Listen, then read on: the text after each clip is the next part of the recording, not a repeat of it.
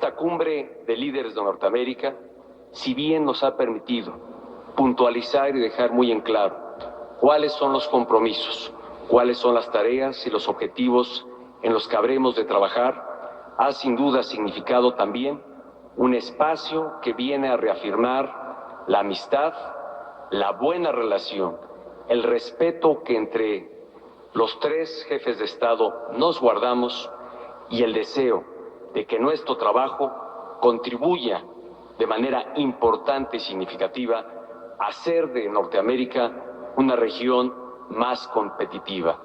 Me atrevería a decir, la más competitiva del mundo y una región que está llamada a la prosperidad y asegurar condiciones de mayor bienestar para los habitantes de nuestras naciones. Nos damos cuenta que la consecución de nuestro potencial implica enfrentar a los narcotraficantes y delincuentes.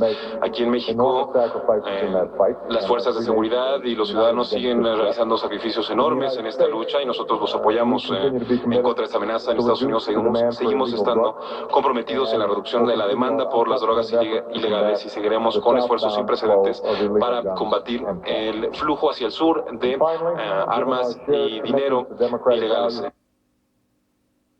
Este año se cumplen 20 años de la firma del Tratado de Libre Comercio entre nuestros tres países, que ha sido una fuente de prosperidad enorme para nuestros países. El comercio trilateral se ha cuadruplicado en los últimos 20 años y de hecho ahora sobrepasa el billón de dólares. De hecho, ha sido un crecimiento exponencial que seguiremos viendo durante los próximos decenios.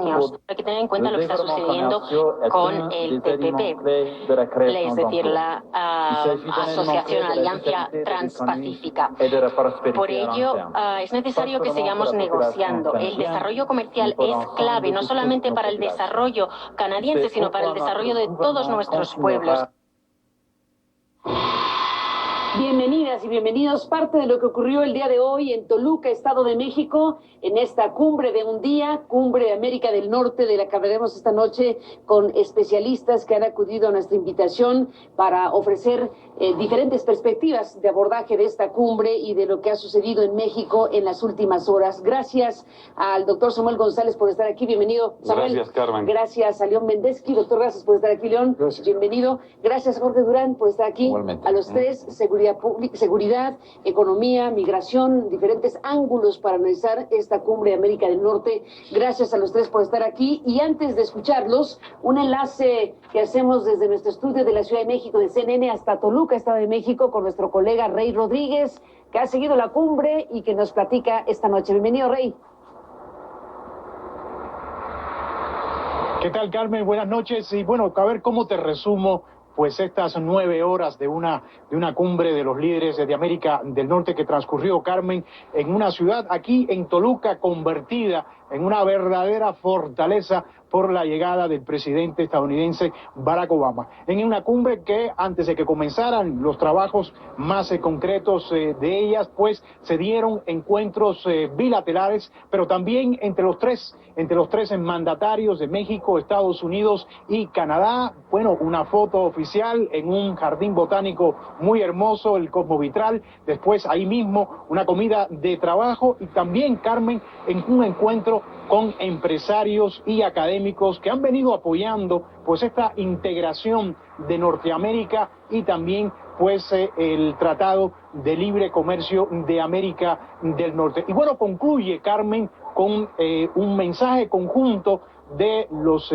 tres mandatarios con anuncios de acuerdos muy puntuales, Carmen, y bueno, los más importantes, la flexibilización de requisitos aduanales, por un lado, otro, la homologación de, por ejemplo, de criterios técnicos en materia de transportación, de transporte de carga, el flujo de personas, la cooperación en la seguridad fronteriza, en el combate a el lavado de dinero y el tráfico de armas. Y bueno, también, Carmen, ir más allá, como lo anunciaba en su mensaje el presidente Enrique Peña Nieto, ir más allá del TLC. Esto quiere decir, pues, este nuevo acuerdo, el acuerdo de asociación Transpacífico, abrirse a nuevos mercados, sobre todo en el área de pues Asia-Pacífico, una zona la más próspera y de mayor crecimiento en el mundo. Y también, Carmen, por supuesto, no faltaron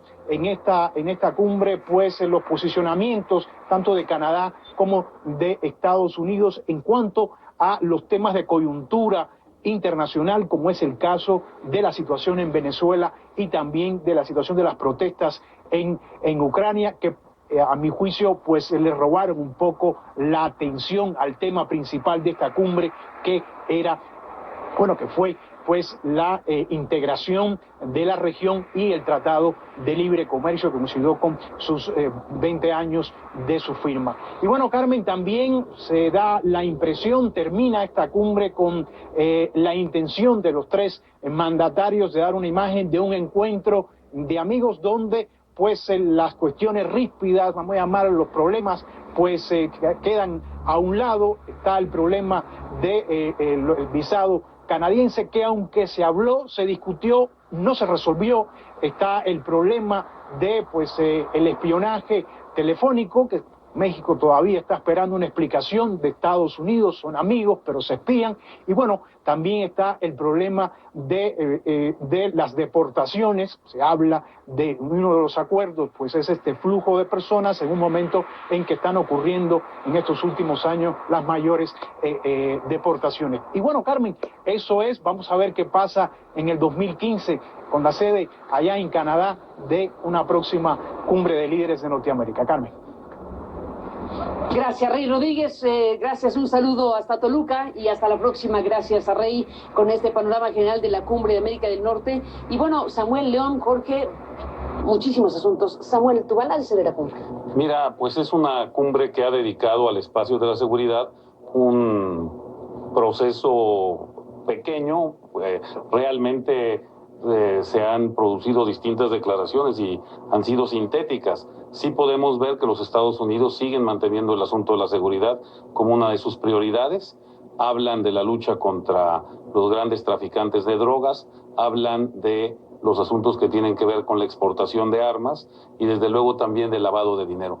Esto en el marco de un cambio de la política entre México y Estados Unidos, con una radical diferencia entre lo que pasaba con Felipe Calderón, donde pues como sabemos les dejó pues mucha más a manga ancha a las agencias norteamericanas, y el control que el equipo de Peña Nieto, encabezado por el procurador Murillo Karam, ha tenido de tener una sola ventanilla, un solo punto de contacto para, digamos, regularizar la situación entre México y los Estados Unidos.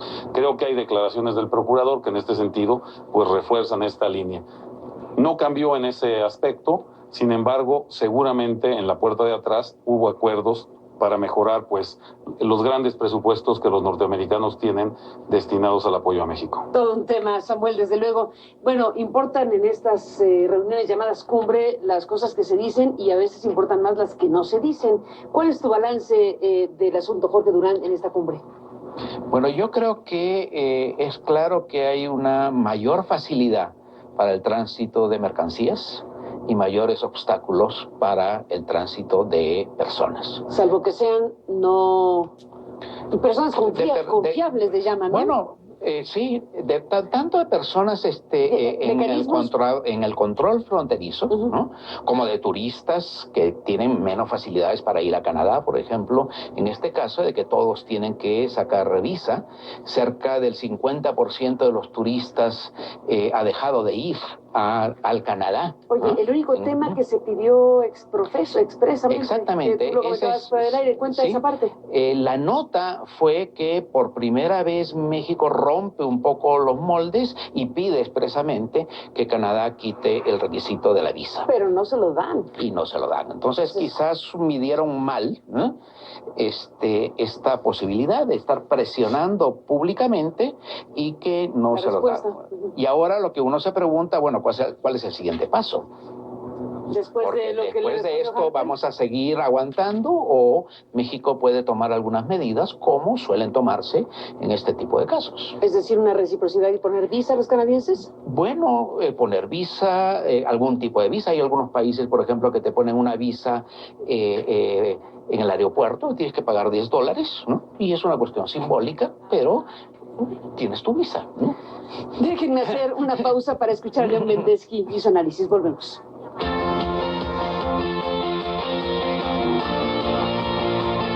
Bueno, en esta revisión de la cumbre de un día de América del Norte en Toluca, Estado de México, y en el marco, León, del 20 aniversario de un tratado de libre comercio. De hecho, esta reunión esencialmente ese era el motivo de origen, aunque se dieron otras cosas, pero 20 años después de un TLC, una cumbre como esta, ¿qué decir una noche como esta?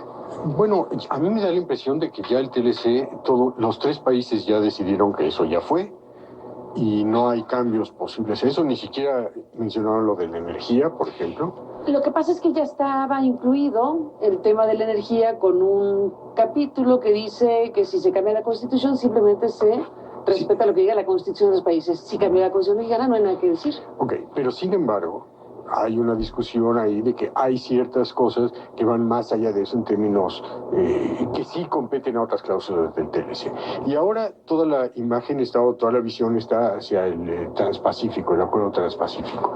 Y ahí me da la impresión de que México va a seguir con esta estrategia de sumarse a lo que pase con Estados Unidos. Si a Estados Unidos le conviene exportar coches desde México u otros productos que ya se fabrican aquí, pues van a aprovechar las cláusulas del TLC para que de aquí pueda salir esa mercancía como regional, etcétera. Pero no veo ninguna estrategia de parte del gobierno para, digamos, engarzarse con el Transpacífico de una manera más autónoma, ¿sí? Y bueno, la discusión sobre el TLC es muy amplia y el balance a mí no me parece siempre tan maravilloso como muchos plantean, pero ahora ya este capítulo está un poco como cerrado y ahora vamos a ir al Transpacífico y no hay realmente una posición muy avanzada al respecto. Ayer, por ejemplo, el secretario de Relaciones Exteriores publicó un artículo en el diario El País que era, la verdad, más diplomático no se puede, ¿sí? Y en todas las discusiones, desde hace ya muchas semanas en México, el secretario Guajardo nos ha ido encaminando a que esa es ahora la estrategia, el Transpacífico, pero las empresas yo no sé cómo van a estar preparadas para eso, más allá de las que ya están ancladas con la producción norteamericana, y no sé cómo la estrategia de las reformas que ha habido el año pasado pueden servir en términos económicos para que eso realmente se convierta en un motor de crecimiento, entre comillas. Bueno, el tema de la energía, si bien en el TLC no hay nada que moverle porque con que se movió la Constitución se movió todo, ciertamente sí está en esta cumbre y en todo el entorno de este momento. América del Norte, Estados Unidos, con una estrategia geopolítica innegable en donde la energía y el petróleo son clave. La reforma mexicana forma parte de eso. Entonces, la cumbre de América del Norte con el tema energía, con lo que se dijo y con lo que no se dijo, es clarísimo que es un tema principal. Sí, y tal vez sea más importante ahora no decir mucho al respecto, ¿no? Porque faltan todas las leyes secundarias. Claro que con la reforma constitucional muchos dicen sí, ya está dicho casi todo. Pues no creo, Carmen, porque la reforma habla de podrá y no regula con precisión los detalles. Y esos detalles son precisamente las grandes discusiones. Donde está ¿Qué el se va a demonio, dicen los concesionar expertos, ¿no? y qué Sí, no, los y detalles. cómo? Por eso que no es suficiente, yo coincido que el cambio de la Constitución esté hecho, sino todo el manejo del asunto. ¿Cómo va a ser? Pues por eso se habla de una consulta sobre la energía, precisamente porque no es sobre la Constitución, sino sobre las leyes que van a desarrollar esos elementos. Entonces las leyes sí pueden estar sometidas a consulta, la reforma constitucional no. Y algunos marcos secundarios y reglamentarios pueden ser mucho más poderosos que la ley constitucional. Porque habla de posibilidades, no de deberes, no da derechos a las empresas. Dice que se podrá concesionar, se podrá, cualquiera terminología que se haya usado en la reforma. Pero el cómo no está. Pero no el cómo, ni da derechos específicos. Yo no puedo reclamar derechos a partir de la reforma de energía.